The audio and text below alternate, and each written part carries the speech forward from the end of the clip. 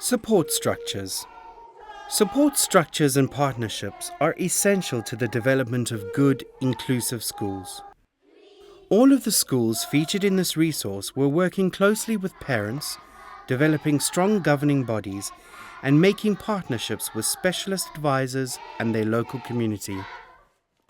Many were making strong links with other schools to support transition, and some schools had developed partnerships with outside agencies to support children with nutrition programs, counseling, and after-school activities. Creative and inquiring school-based support teams, training and strong links with district learning support educators were also key to the development of good inclusive practice.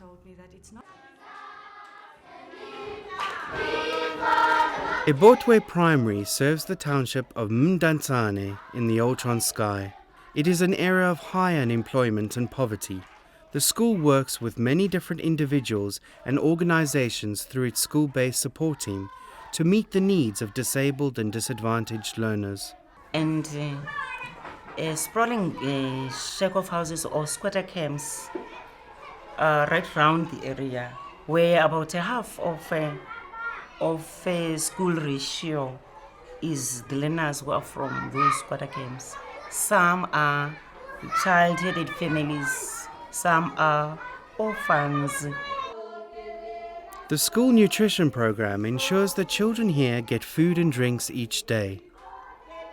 The school works with voluntary organizations such as Rehab, and some children at Ebhotwe receive support from the Nelson Mandela Children's Fund. Ebhotwe is a full-service school supporting many learners with learning difficulties, and staff are dedicated to working inclusively. By bringing those children with problems, it helps them not to feel discriminated. They feel as the part of the community, not as it was done before when they were kept at home. The parents felt shy about them. Now, with this inclusive education, they feel as the part of the community. Miss Mkhole is a member of the school-based support team. The team also includes the principal, other teachers and members of the community. The team advises staff on support strategies for any child who's experiencing difficulties. We've got a police in our institutional learner support team. We've got a nurse there. Also, we've got an occupational therapist, a member of disabled people in South Africa. One lady here is also in support group, the one for HIV and AIDS. We also have a remedial teacher included. We look at people with expertise who are going to assist us. We've got a vibrant team here. The team supports staff to plan support for any child experiencing difficulties. The team works closely with parents and seeks the advice of other specialists when necessary. At the time of filming, Ebhotwe Primary was using temporary accommodation. The Department of Education is renovating Ebhotwe's own school buildings to ensure they are accessible as part of its program for the conversion of ordinary schools into full-service schools. When in their own classrooms, staff regularly display children's work to encourage all children to feel proud of their achievements and to show the children's work to the whole community. Got an accommodation problem, but we used to place our learners' completed task on the chalkboard so that even the parents can see the child's work. Whoever is coming to visit the child's class can see the work. At Ebhotwe, the school-based support team work to promote inclusion within the whole community. We also have community workshops so that they know inclusive education and how it works, because we found out that we do this inclusive education in the lower level, but up the higher primary, high school, it is not practiced. So we do help also the educators of the higher primaries, where our kids move from our school through those schools. So we interact with them all the time. We share the information. At Ebhotwe, each child has a learner profile. It includes as much information as possible on each child's skills, learning needs, and any medical needs. The learner profile is passed from grade to grade and information is added by each grade teacher. When the children are leaving our school at grade 4 to grade 5, we move that back. We move that learner profile to the school where the child will be attending grade 5 too. That is, we move the whole information moves to the next school so that those teachers knows exactly how to handle that particular child. Inclusive education is not about being perfect, it's about understanding the strength, the can-dos of a particular person. Poverty is a barrier to learning at Mahlasedi Masana Primary in Gauteng province.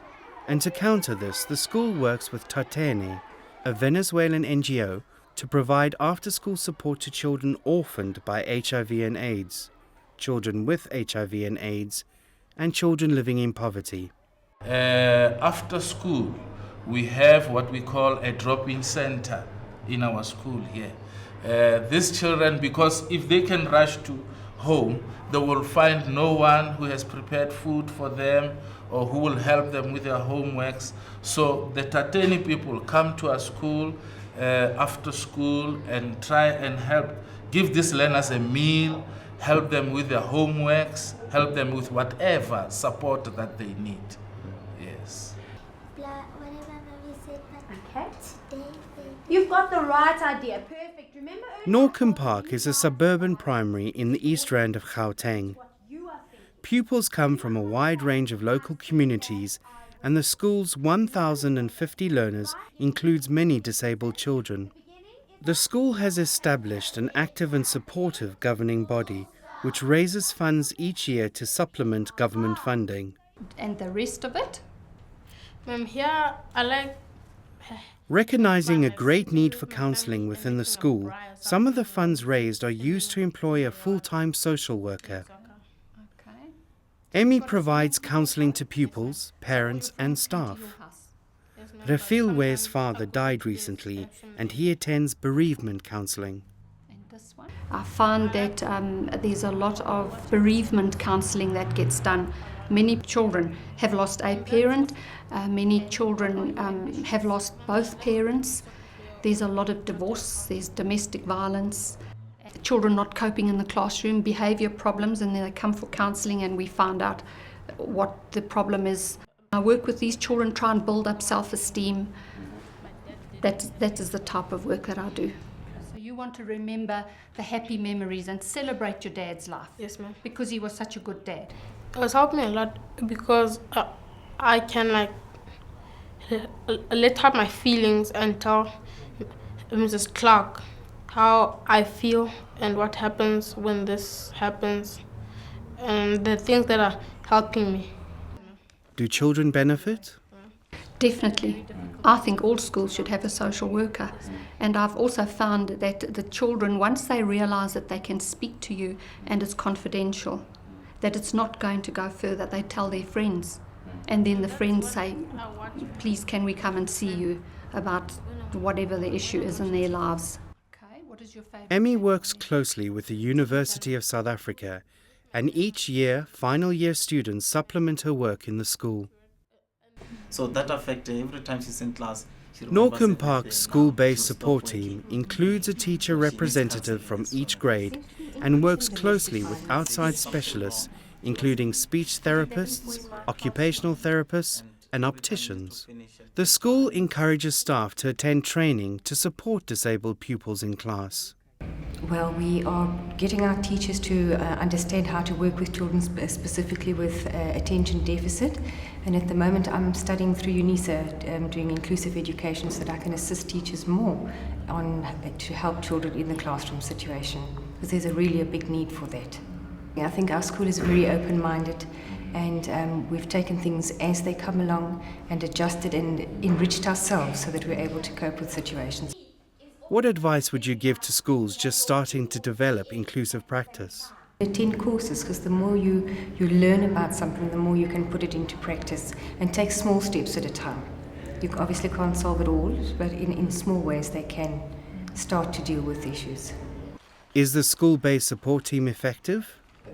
Definitely, because I think children that might have been lost in the system before are now identified by their teachers, referred to a member of the school-based support team, and then those children are immediately given the assistance that they require. So it certainly makes learning a little easier for those children, and they're not as disruptive as they would be if no help was given to them. So it also aids the discipline within the school.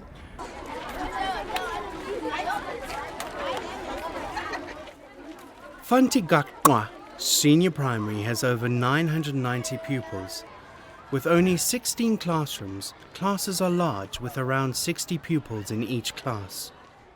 The school has worked in partnership with parents to fund and build ramps, and now much of the school site has good access. Fanti Gaqa is a full-service school, and we met some of the school's disabled learners. Who wants to be a social worker? I want to be a nurse. A nurse. Yes. In the offices, She wants to have her own offices. Okay. Well, in a business, you want to run a business? We are fundiswa apha, and if you don't know something, teachers can help you to know it. And friendly. She is saying children here are friendly. And in this school, there are computers, and this school are different to other schools. You use this finger on the left. The school has recently established a well-resourced computer room. Sikumbuzo is an ex-pupil and old head boy. He now runs a technology company.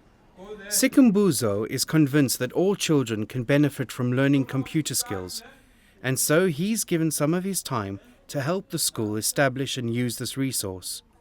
The equipment was funded by sponsorship, local businesses, and fundraising events.